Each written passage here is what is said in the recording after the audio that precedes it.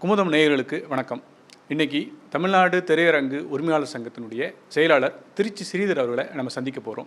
2024 cinema நிலவரம், theatre நிலவரம், தியேட்டர்களுக்கு ஏற்படக்கூடிய நெருக்கடிகள், அவங்க என்ன எதிர்பார்க்காங்க அப்படி குறித்து விரிவாக பேச போகிறோம். வணக்கம் சார், எப்படி இருக்கீங்க? நல்லா இருக்கு.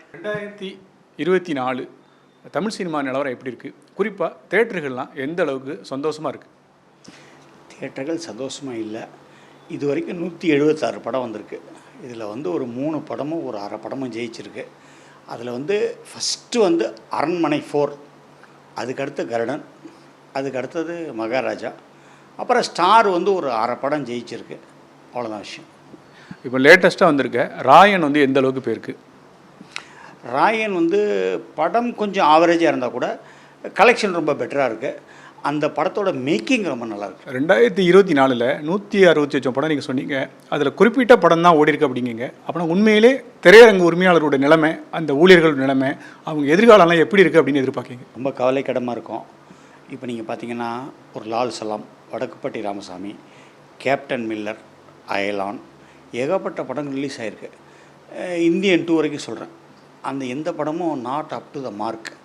அதாவது எங்களுக்கு லாபமான படங்களாக இல்லை. அரண்மனை, கருடன், மகாராஜா, இது 3 படம் தான் ஒரு பெரிய ஒரு ப்ளஸ்ஸாக இருக்குது. சார், இந்தியன் 2 ரொம்ப எதிர்பார்த்தோம்.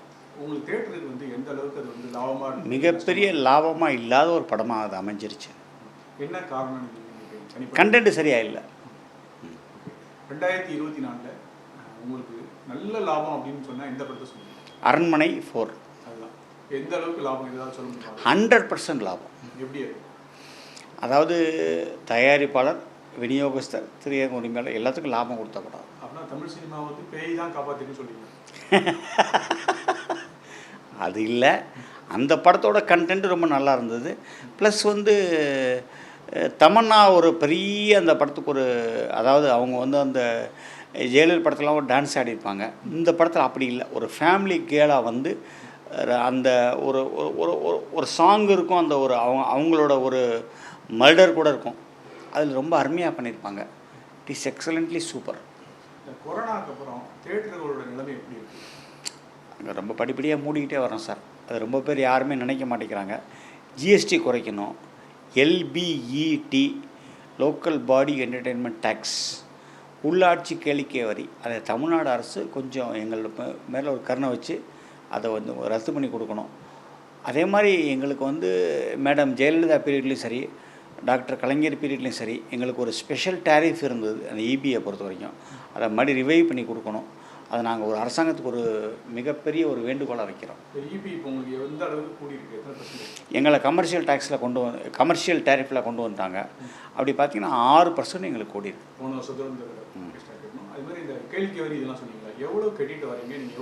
அதாவது இப்போ கேளிக்கை வரியை பொறுத்த வரைக்கும் 8% எல்பிஇடி, அது ஃபிக்ஸட். அது சோஃபார் ஜிஎஸ்டி இஸ் கன்சர்ன்டு. 100 ரூபாய்க்கு மேலே டிக்கெட் இருந்தால் 18% டேக்ஸு, 100 ரூபாய்க்கு கீழே இருந்தால் 12% டேக்ஸு. அதை நாங்கள் எங்களுக்கு 5%க்கு கீழே 5% கொண்டு வரணும்னு சொல்லி நாங்கள் மத்திய அரசாங்கத்தை கேட்டுக்கிறோம். மாநில அரசு அந்த மின்சார கட்டணம் சொல்லிங்களா, அது எவ்வளோ குறைக்கணும்?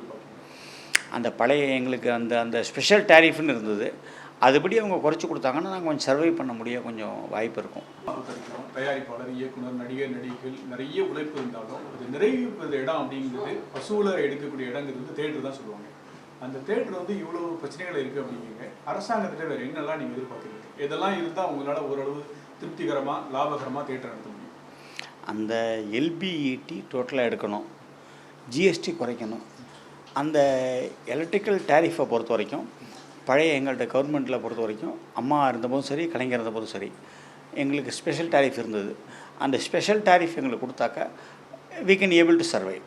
நடிகர் நடிகைகளுடைய சம்பளம் அதிகரிக்குது, பட்ஜெட் அதிகரிக்கிறது மறைமுகமாக தேட்டரை பாதிக்குதா? அது பொறுத்த வரைக்கும் முழுக்க தயாரிப்பாளருடைய சப்ஜெக்ட். நாங்கள் அதில் டிசைட் பண்ண முடியாது. அவங்க ஏதாவது முடிவு எடுத்தாங்கன்னா, எங்களோட ஒத்துழைப்பை கேட்டாங்கன்னா நாங்கள் we can cooperate. முன்னெல்லாம் அதிகாலை காட்சி 2 மணி 4 மணிலாம் இருக்குது. இப்போ அந்த பெர்மிஷன் இல்லை. ஆனால் சிறப்பு காட்சியை அனுமதி தராங்க. அந்த அதிகாலை காட்சி என்ன சொல்கிறாங்கன்னா, நிறைய சட்ட ஒழுங்கு பிரச்சனை வருது, ஒரு பையன் இறந்துட்டார், இதனால ரத்துனாங்க. அது உங்களுக்கு ஏதாவது மறைமுகமாக பாதிப்பு ஏற்படுத்துதா? அது ஒன்றும் பாதிப்பு இல்லை. எங்களுக்கு காலையில் 8 மணிக்கு ஷோ ஆரம்பித்து நைட்டு ஒரு 2:30 மணி வரைக்கும் ஷோ கொடுத்தாங்கன்னா அது ஒரு 5 ஷோவோ 6 ஷோவோ 7 ஷோவோ depends upon the duration of the picture we can do it. இது ஒரு 5-10 வருஷத்துக்கு முன்னால் தமிழ்நாட்டில் எத்தனை தேட்டர் இருந்தது, இப்போ எவ்வளோ குறைஞ்சிருக்கு? 4000 தேட்டர் இருந்துச்சு, இப்போ இருக்கிறது 1138 ஸ்க்ரீன் தான் இருக்குது. மற்ற மாநிலங்கள் வந்து பக்கத்தில் இருக்க கேரளாவோ கர்நாடகாவோ ஆந்திராவோ இந்த தேட்டர் விஷயத்தில் அரசாங்கம் என்னென்னலாம் சலுகை கொடுத்து அவங்க நிறைய செலவு கொடுக்குறாங்க. எப்படின்னு கேட்டிங்கன்னா, இப்போ கேரளாவில் வந்து Kerala film development corporation of India அப்படின்னு ஒன்று இருக்குது. அவங்க பொறுத்த வரைக்கும் அந்த தேட்டர் இனோவேஷன் பண்ணுறதுக்கு உண்டான ஃபண்ட்ஸ் கூட கொடுக்குறாங்க. எவ்வளோ வேணுமோ அதுக்கு ஒரு பட்ஜெட் கொடுக்கணும். அந்த பட்ஜெட் அப்ரூவ் பண்ணிட்டாக்கனாக்க அவங்க 0.05% வட்டியில் கொடுக்குறாங்க. அதை எங்களுக்கு கொடுக்கணும், தமிழ்நாடு கவர்மெண்ட் கொடுக்கணும்னு சொல்லி எங்களோட ஒரு ஆசை. பொதுவாக தேட்டர் அப்படின்னாலே கொண்டாட்டம் அப்படின்னா ஆந்திரா தெலுங்கானா சொல்கிறாங்க. இன்னமும் அந்த அளவுக்கு தேட்டர் நிரம்பி ஒழிய ரசிகர்களை வந்து திருப்திப்படுத்துற அளவுக்கு இருக்கிறதுக்கு என்ன காரணம்னு நினைக்கிறேன்? எனக்கு புரியல. தேட்டர் சினிமா ரசிகர்களை பொறுத்த வரைக்கும் ஆந்திராவிலும் தெலுங்கானாவும் சரி, இன்றைக்கும் வந்து தேட்டர் நிரம்பி ஒழியுது, நல்ல வெற்றிகரமாக ஓடிட்டுருக்கு, இன்றைக்கும் நல்லா இருக்குது. மற்ற மாநிலத்தோட அந்த ரசிகர்கள் வந்து தேட்டருக்கு வரக்கூடிய காரணம் இல்லை, அவங்க வச்சிருக்கோட நம்பிக்கைக்கு என்ன காரணம்? அதாவது இப்போ சோஃபாரிஸ் ஆந்திரா கேரளா கன்சர்ன்டு இப்போ நம்ம அளவுக்கு உள்ள அவங்களுக்கு வந்து ஒரு வீடியோ பைரசி அங்கே இல்லை, ஒரு காரணம். ரெண்டாவது காரணம், அந்த ரசிகர்களை பொறுத்த வரைக்கும் சினிமா தேட்டருங்கிறது வந்து ஒரு பெரிய ஒரு கோவிலாக கொண்டாடுறாங்க. அது ஒரு மிகப்பெரிய ப்ளஸ் பாயிண்ட்டு. இப்போ நம்மளை பொறுத்த வரைக்கும் இந்த ஓடிடிங்கிறது வந்து ஒரு 8 வாரமாக பண்ணி கொடுத்தா அது எல்லாருக்கும் நன்மையாக இருக்கும்னு நினைக்கிறோம். இப்போ நேற்று கூட ஒரு ஜாயின்ட் மீட்டிங் நடந்தது. நேற்றுக்கு எனக்கு தஞ்சாவூர் கலெக்டர் ஆஃபீஸில் ஒரு வேலை இருந்துச்சு, அதனால் நான் அதை கலந்துக்க முடியல. பட் ஒரு ஜாயின்ட் டிசிஷன் எடுத்திருக்காங்க. 8 வீக்ஸ் பண்ணணும்னு சொல்லி கேட்டிருக்காங்க. அதுக்கு அவங்க ப்ரொடியூசர்ஸும் அக்செப்ட் பண்ணியிருக்காங்க. ஸோ அது கொஞ்சம், அதாவது ஒரு படம் வந்து 8 வாரம் கழித்து தான் தியேட்டர்லேருந்து ஓடிடிக்கு வரும்னு சொன்னாக்க அவங்க தியேட்டரில் வந்து பார்க்குறக்கு உண்டான வாய்ப்புகள் அதிகம். இந்தியில் அந்த 100வது நாள் 50வது நாள் 174 நாள்லாம் பெரிய பெரிய விழா நடத்துவாங்க, சீல்டு இது பண்ணுவாங்க, தேட்டருக்காரங்களே நீங்கள் நிறைய வாங்கிக்கிட்டு. இப்போல்லாம் அந்த விழாக்கள் 100வது நாள் விழாவே இல்லை. அதை பற்றி என்ன நினைக்கிறீங்க? படம் ரிலீஸ் ஆன 3வது நாளே வெற்றி விழா கொண்டாடுறாங்க. அது ஏற்கனவே திருப்பூர் சுப்பிரமணியம் சார் வந்து ஒரு தடவை அந்த அந்த ஐடிசி ஹோட்டல் நடந்த ஒரு ஃபங்க்ஷனில் வந்து அதை அவங்க பேசுனாங்க. அதை தான் நான் வழிமொழிகிறேன். அதாவது இப்போ பிடி சார்னு ஒரு படம், யார் வேணால் என் மேலே கோவப்பட்டுட்டோம், எனக்கு அதெல்லாம் ஒன்றும் கவலை. அந்த பிடி சாருக்கு 3வது நாளோ 4வது நாளோ ஒரு வெற்றி விழா கொண்டாடுறாங்கன்னா, இப்போ இன்றைக்கி நான் ஆக்சுவலாக சென்னைக்கு வந்திருக்கிறது காரணமே கருடன் ஒரு படம், அதனோட சக்ஸஸ் மீட் வச்சுருக்காங்க. ஆக்சுவல் சக்ஸஸ் மீட், அந்த படம் சக்ஸஸ் அடைஞ்சிருக்கு, அதனால் சக்ஸஸ் மீட் வைக்கிறாங்க. இது வந்து ஒரு இயற்கையாக தெரியுது. பட் அந்த பிடி சாருக்கெல்லாம் வந்து ஒரு சக்ஸஸ் மீட் 3வது நாள் 4வது நாள் வைக்கும்போது யார் மீது பரிதாபப்படுவது என்று எனக்கு தெரியவில்லை. இந்த உண்மையிலேயே 50 கோடி 100 கோடி அப்படின்லாம் அந்த சமூக வலைதளங்கள் வருது, அதெல்லாம் உண்மையாக? அது யார் வந்து அதை கிளப்பி விடுறாங்க? யாரோ கிளப்பி விட்றாங்க, நாங்கள் பொறுப்பு இல்லை அதுக்கு. அதனால் என்ன லாபம் தயாரிப்பாளருக்கோ நடிகருக்கோ? இந்த மாதிரி ஒரு பட வசூல் இத்தனை நாளில் இவ்வளோ கோடி வசூல். அதாவது சினிமாவை பொறுத்த வரைக்கும் சோஃபார் இஸ் கன்சர்ன்டு பெய்டு ட்ராக்கர்ஸ்னு இருக்காங்க, அவங்க நிறைய சொல்லுவாங்க, அதுக்கு நம்ம பொறுப்பு இல்லை சார் அதுக்கு. ஓகே, இந்த மால் தேட்டர் வந்து இப்போ தமிழ்நாட்டில் நல்ல அதிகமாகிட்டே இருக்குது. இந்த மால் தேட்டர்னால இந்த சிங்கிள் ஸ்க்ரீன்ஸ்க்கோ இல்லை சொந்தமாக நடத்துகிறாங்க தேட்டர், அவங்களுக்கும் ஏதாவது பாதிப்பு வரும் சார். இப்போ மால் தேட்டர்ஸ் பொறுத்த வரைக்கும் அவங்க பல வசதிகள் நம்மளோட அதிகமாக கொடுக்குறாங்க. ஆனால் சிங்கிள் தேட்டர்ஸ் தான் வந்து சினிமாவோட உயிர். சிங்கிள் தேட்டரில் வசூலாகும் பொழுது எங்களுடைய வசூல் ஜென்யூனாக தெரியும். அந்த வசூலை வந்து நாங்கள் வந்து கம்ப்ளீட்டாக டிஸ்ட்ரிபியூட்டர்ஸ் கொடுக்குறோம். டிஸ்ட்ரிபியூட்டர்ஸ் அந்த ஷேரை வந்து ப்ரொடியூசர் கொடுக்குறாங்க. ப்ரொடியூசர் அந்த ஷேர் அமௌண்ட்டை தான் அவங்களுக்கு சம்பளமாகவோ கொடுக்குறாங்க ஆர்டிஸ்ட் டெக்னீஷியன்ஸுக்கு. இது இயற்கையான உள்ள விஷயம். சமீப காலமாக பெண்கள் குடும்பத்தினர் இவங்கெல்லாம் வந்து ஒரு தேட்டருக்கு ரொம்ப வருதே கம்மியாயிடுச்சு அப்படின்னாங்க. அதுக்கு என்ன காரணம்? அதெல்லாம் ஒன்றும் இல்லை. இப்போ அரண்மனை 4 எப்படி வெற்றி அடைஞ்சிச்சு, கருடன் எப்படி வெற்றி அடைஞ்சிச்சு. நீங்கள் நல்ல படம் கொடுத்தீங்கன்னா ஃபேமிலி ஆடியன்ஸு, லேடிஸு, குழந்தைங்கள் எல்லாம் வருவாங்க. நீங்கள் நல்ல படம் கொடுக்கலன்னா அவங்க வரமாட்டாங்க. நல்ல படம்னா உங்கள் பார்வைக்கு பிரம்மாண்டம் சொல்லுவீங்களா, கதையை சொல்லுவீங்களா? கதையை சொல்கிறேன். எப்படி, எந்த மாதிரி கதை சொல்லுவீங்க? ரசிகர்களை கவரக்கூடிய கதை. தமிழ்நாட்டை பொறுத்த வரைக்கும், இந்தியாவை பொறுத்த வரைக்கும் யார் வேணால் அரசியலுக்கு வரலாம், அதில் ஒன்றும் கருத்து வேறுபாடே இல்லை. அவரை பொறுத்த வரைக்கும் தமிழ்நாடு மக்களுக்கு ஏதாவது செய்யணும் அப்படிங்கிற ஒரு நோக்கத்தில் நல்ல இதில் அரசியலுக்கு வராரு. இப்போ லேட்டஸ்ட்டாக ஒரு ஐபி ரிப்போர்ட் நான் பார்த்தேன். அவர் தனியாக நின்னா என்ன வரும், சீமான் சாரோட சேர்ந்தால் என்ன வரும், இதெல்லாம் ஒரு சில கணக்குகள் இருக்குது. அவர் சீமான் சார் ஏடிஎம்கே அந்த அலையன்ஸ் வந்தால் என்ன வரும்னு சொல்லி ஒரு ரிப்போர்ட் இருக்குது. பட் அந்த நம்பர்ஸ் நான் ரிவீல் பண்ண விரும்பலை நான். பட் ஆனால் இப்போவும் திரும்பவும் சொல்கிறேன், நான் அரசியலில் அப்படிங்கிறது ஒரு பெரிய மாற்றங்கள் எப்போவும் வரக்கூடிய ஒரு சுச்சுவேஷன் தான். இந்த எலெக்ஷனில் ஒருத்தங்க ஜெயிப்பாங்க, அடுத்த எலெக்ஷனில் வேறு ஒருத்தங்க ஜெயிப்பாங்க, மாறி மாறி வந்துக்கிட்டே தான் இருக்கும். ஏதாவது அரசியலுக்கு போய் சினிமாவை நிப்பாட்ட போகிறோம் அப்படிங்கிறனால தேட்டர்களுக்கு உங்களுக்கு ஏதாவது பாதிப்பு? அதாவது சார், ஒரே ஒரு நடிகரை நம்பி யாருமே இல்லை. இப்போ அவர் இல்லைன்னா இன்னொருத்தர் வர போகிறாங்க, எக்ஸ்ஆர் ஒய் இசட். இப்போ எம்ஜிஆர் சார் இல்லை, சிவாஜி சார் இல்லை, அடுத்தது ரஜினி சார், கமல் சார், அடுத்தது விஜய், அஜித், அதுக்கப்புறம் நிறைய இப்போ தனுஷ் இருக்காங்க, சிவகார்த்திகேயன் இருக்காங்க, சூர்யா இருக்காங்க, கார்த்தி இருக்காங்க, மாறி மாறி வந்துக்கிட்டே இருப்பாங்க. இது வந்து இட் இஸ் மாற்றம் ஒன்று தான், மாற்றம் இல்லாதது. விஜய் தவிர ஒரு குறிப்பிட்ட ஒரு 4-5 நடிகர் நல்ல ஓப்பனிங் இருக்குன்னா நீங்கள் யாரெல்லாம் சொல்லுவீங்க? ரஜினி சார் இருக்காங்க, அஜித் இருக்காங்க, நல்ல ஓப்பனிங் இருக்குது. சிவகார்த்திகேயன், சூர்யா, விக்ரம். சிவகார்த்திகேயன், சூர்யா, விக்ரம்லாம் இருக்குதான். தனுஷுக்கு சார், ஒருத்தருக்கு ஒரு படம் ஜெயிக்கும், ஒரு படம் தோக்கும். அந்த வெற்றியையும் நம்ம பெருசாக எடுத்துக்க முடியாது. இப்போ நம்ம கமல் சாரை பொறுத்த வரைக்கும் விக்ரம் 2 ஒரு மிகப்பெரிய வெற்றின்னு டிக்ளேர் பண்ணது நான் தான். அதே மாதிரி விவேகம் படம் ஃபெயிலியர்னு சொன்னதும் நான் தான். அதுக்கு அடுத்தது எடுத்து பார்த்தீங்கன்னா இந்தியன் 2 ஒரு பெரிய சக்ஸஸ் இல்லை, லால் சலாம் ஒரு பெரிய சக்ஸஸ் இல்லை.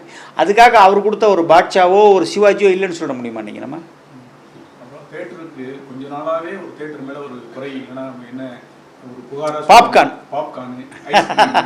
அப்புறம் தின்பண்டங்கள், அப்புறம் பார்க்கிங், இதெல்லாம் ஒரு ஒரு காரணமாக எல்லா தரப்பும் சொல்லுது. இதை பற்றி மீனாட்சி, நான் என்ன கேட்குறேன்னா, இப்போ தனி தேட்டரில் பார்க்கிங் வந்து 2 வீலருக்கு 10 ரூபாயும் 4 வீலருக்கு 20 ரூபாயும் வாங்குகிறோம். So far malls are concerned, அது எங்களுடைய கண்ட்ரோல்லே இல்லை. அவங்க மால்ஸ் ஓனர் வந்து அவங்க ஒரு ஃபிக்ஸ் பண்ணுறாங்க, அதை வச்சு அவங்க வாங்குறாங்க. அதுக்கும் தேட்டருக்கும் சம்மந்தமே இல்லை. அதுலேருந்து ₹1 கூட அவங்க தேட்டருக்காரங்களுக்கு வர்றதில்லை. இது ஒரு பாயிண்ட்டு. ரெண்டாவது, இந்த பாப்கார்ன் ஐஸ்கிரீம் இருக்கு இல்லையா, எந்த இடத்துலையுமே நீ பாப்கார்ன் வாங்கினா தான் டிக்கெட்டு கொடுப்போம், இல்லை நீ தேட்டருக்குள்ளே வந்துட்டால் நாங்கள் பாப்கார்ன் வாங்கியே ஆகணும் அப்படின்னு யாரையும் கம்பல் பண்ணல. இப்போ பிவிஆரில் போனோம்னு சொன்னாக்கா, சத்தியம் அவங்க நிறைய விஷயங்கள் இருக்குது. பிவிஆரில் போனால் பாப்கார்ன் நல்லா இருக்குன்னு அவங்க தான் வாங்குகிறாங்க.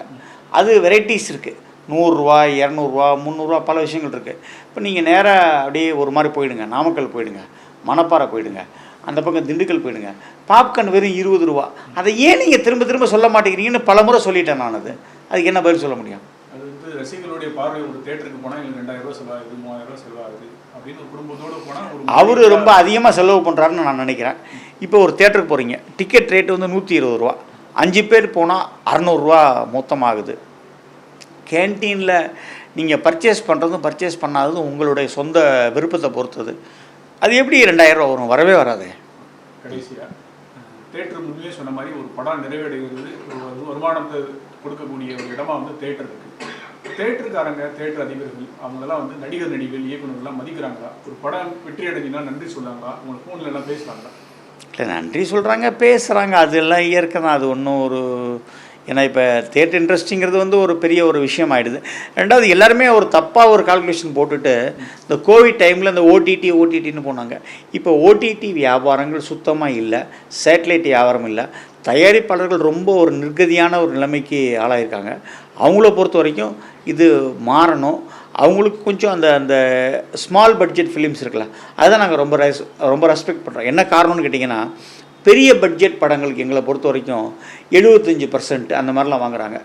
அந்த சின்ன பட்ஜெட் படங்களுக்கு 50%, எங்களுக்கு 55% அது மாதிரி கிடைக்கக்கூடிய வாய்ப்புகள் இருக்கும் பொழுது அவங்கள தான் நாங்கள் ப்ரிஃபர் பண்ணுவோம். பட் அவங்க என்ன நினைக்கிறாங்க, நாங்கள் போடுறதில்ல நினைக்கிறாங்க, போட்டு 2 ஷோ 3 ஷோ ஃபஸ்ட்டு கொடுக்குறோம் நம்ம.